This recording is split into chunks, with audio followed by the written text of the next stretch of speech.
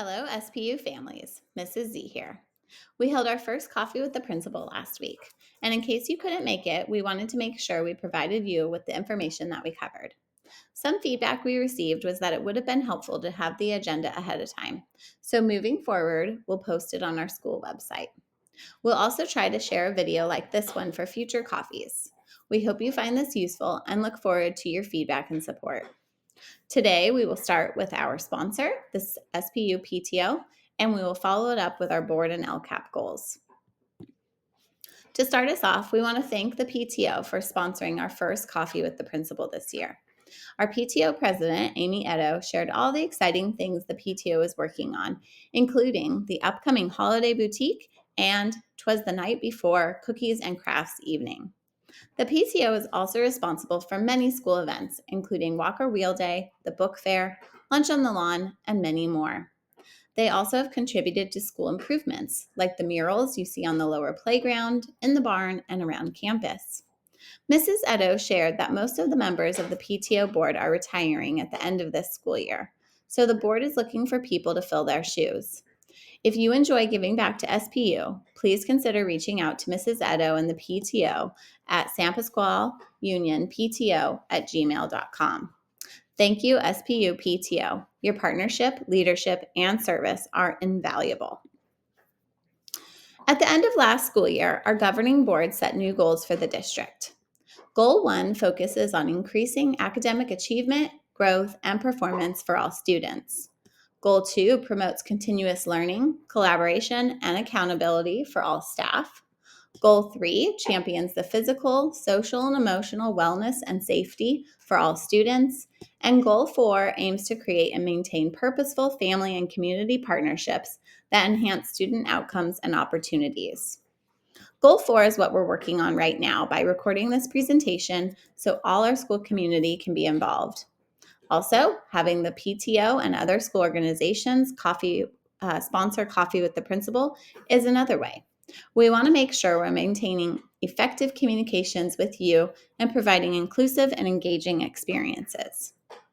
Today, we will be talking about each of these goals and some more things the school is doing to make steps to reach them.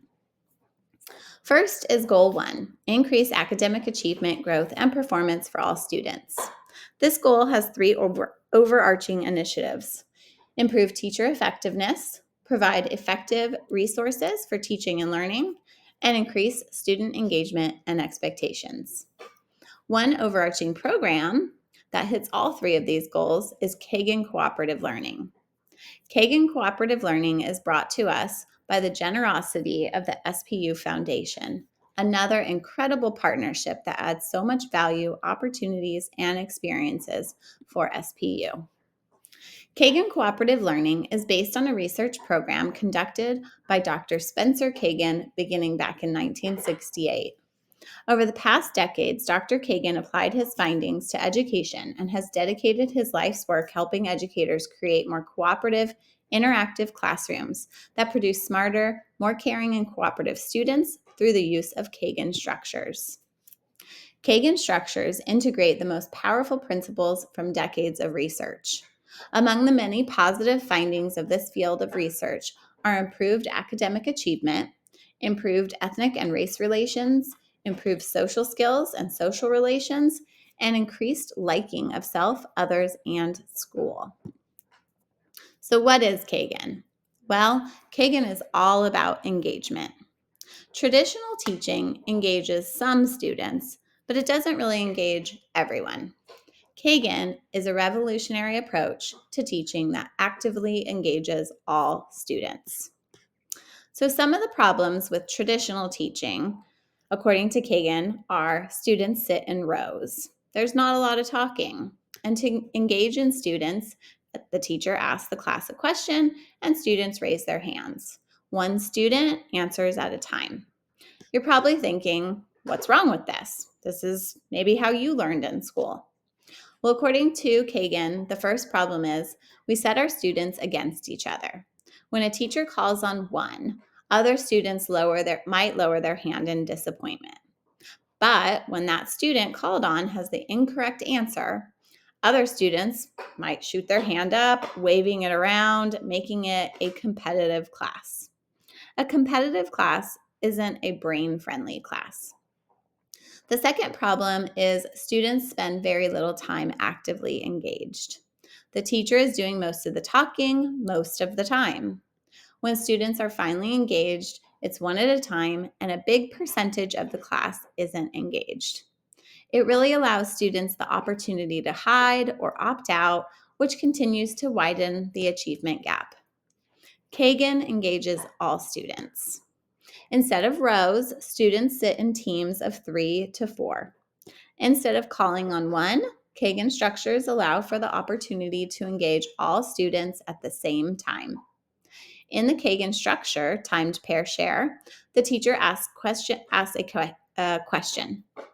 In pairs, partner A shares for 30 seconds, and then partner B shares for 30 seconds. Sharing with a partner is safe, and there is not an ability to hide. In just a little over a minute, every student is engaged. It's also not just about the amount of engagement that matters. It's also about how we engage students. With structures, we engage students with interactive pair and team structures. While students master academic curriculum, they are also developing essential social skills. They learn teamwork, communication, leadership, and social skills. And these are the very college and career readiness skills that students need. Students aren't isolated or competing against each other. Instead, they're taught to celebrate each other's successes and are on the same side. So let's take a look at an example of a Kagan structure. This one is from one of our third grade classrooms. And this structure, which we're going to call Mixed Music Right, is similar to musical chairs, and it was done to teach students how to use a glossary. So before the students began, each student received this vocabulary paper with one word on it and 6 boxes. Each student had a different word at the top, one of their vocabulary words. The students put the vocabulary paper on their table, as well as their ELA book open to the page in the glossary that listed that word. In the video, you're going to notice that when the music starts, the students are going to get to mix around the room. And when the music stops, the students will sit down in the chair, and they'll have about 30 seconds to fill one of the boxes in. When the student finishing writing in the box, they stand up. This is a great signal for the teacher to know when students finish. The students will repeat this process until all the boxes are complete. Let's see it in action. There's still some few seconds left for the people who are working on their box. And Reese, thank you for being a helper chunker. All right, if the music starts, so right now, they're finishing up one session. Now they're going to mix around, have a little bit of a brain break.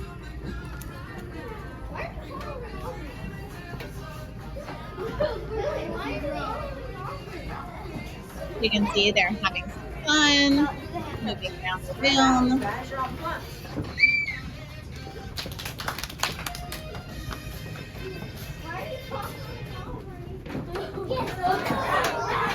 Ren, you're going to be our helper teacher checker, okay? Morgan, come on, right here, We're getting settled, hot, down. Okay, 30 seconds. Nicholas. Rory, you're there. The teacher is going to make sure everyone has space to sit. To pick a box, check your book, and answer the one you chose. You can see that we're making sure that we're on the right page. I can tell that Devin's done. He's standing up. And we can see a student standing up. So that is just one type of structure in action. You can see that all the students were actively engaged. You're bringing oxygen to the brain by giving them the opportunity to circle around the room, have fun with each other, and then do some work. And everyone has the same amount of time. So we're really excited to implement Kagan from TK through 8th grade to help us meet this first goal of increasing academic achievement and growth for all students. And as you saw in the video, Kagan really does engage all students through their research-based practices, and they use this acronym PIES, which stands for Positive Interdependence, Individual Accountability, Equal Participation, and Simultaneous Interaction.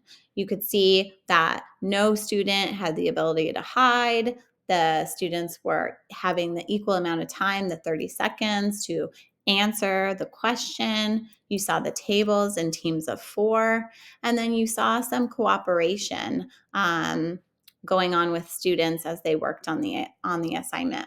So we're really excited about the opportunities that Kagan has, and thankful to the foundation for giving us the funding to provide development to our team. So another way that we're working towards meeting goal 1 is through RTI blocks. RTI stands for Response to Intervention, and they are 30 minutes of chunks of time in each classroom where students who need pull-out support are receiving it. This allows teachers to provide differentiated instruction to flexible groups of students and provide all equity and accessibility with the curriculum.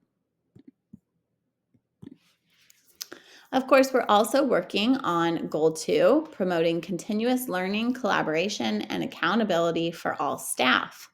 This was very important to our governing board, who wanted to make sure if we have new initiatives like Kagan, if we have new goals, that we're continuing to train, support, and hold accountable our team in a way that's going to support everybody, our staff and our students.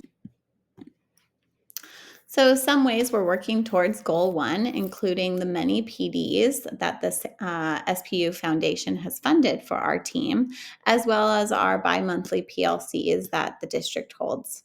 So far, our SPU team has received training from a Kagan coach at the start of the school year.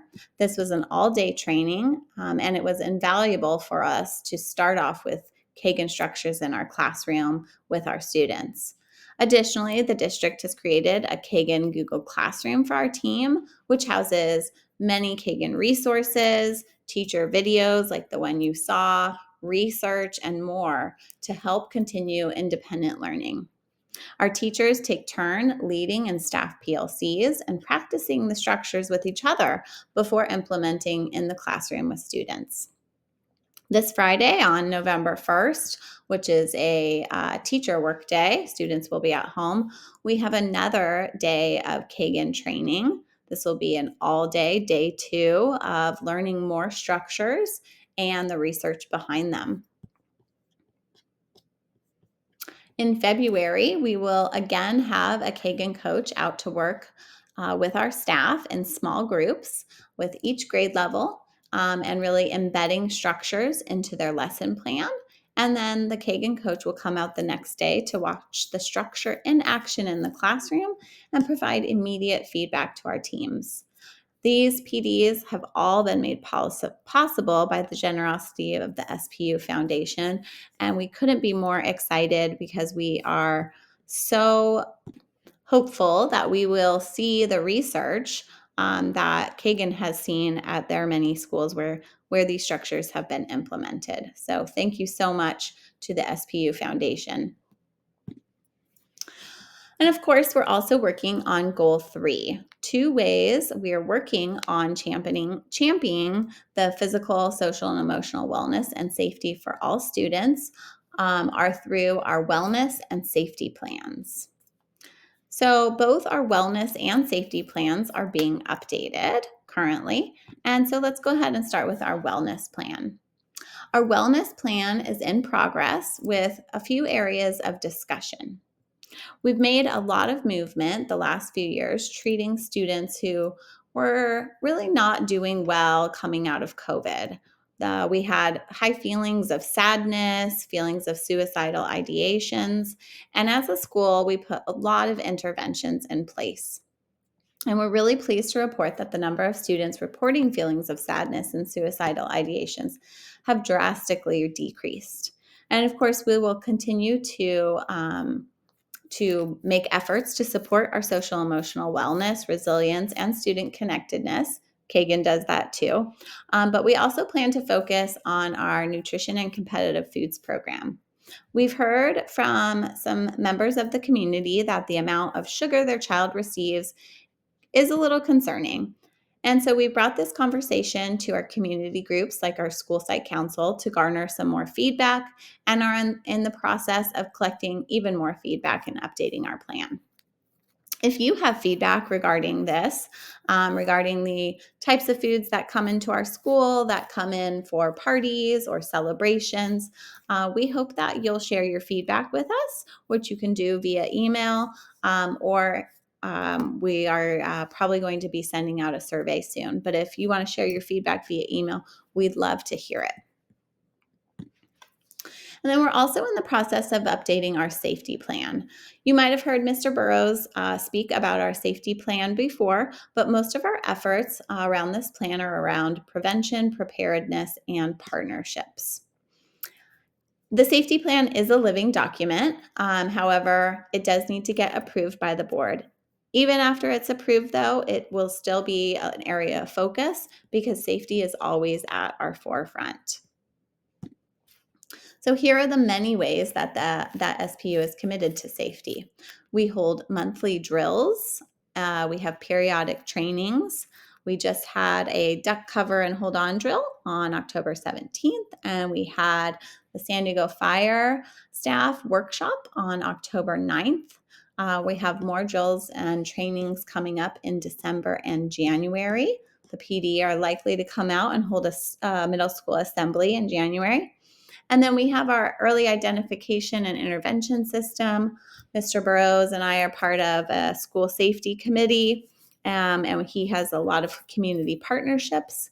We've installed lock blocks. You know, if you've ever entered through the school office, we have our controlled entry system. We have extra window film on our windows, and we have many cameras, 25 in total. So we were really trying to make sure we can prevent things from happening and have a campus that is safe and a staff that is trained. So of course, we will continue to update our plan and bring it to the board for approval. If you have any feedback on our safety plan, please don't hesitate to let us know. Again, you're welcome to email us. We're always looking for your feedback and support. That is our presentation. I do want to thank you for listening and encourage your feedback. So if you have a moment, please consider sharing it with us. We're really thankful for your partnership, your support, your communication. You are an integral part of our school community, and we thank you very much. Have a great day.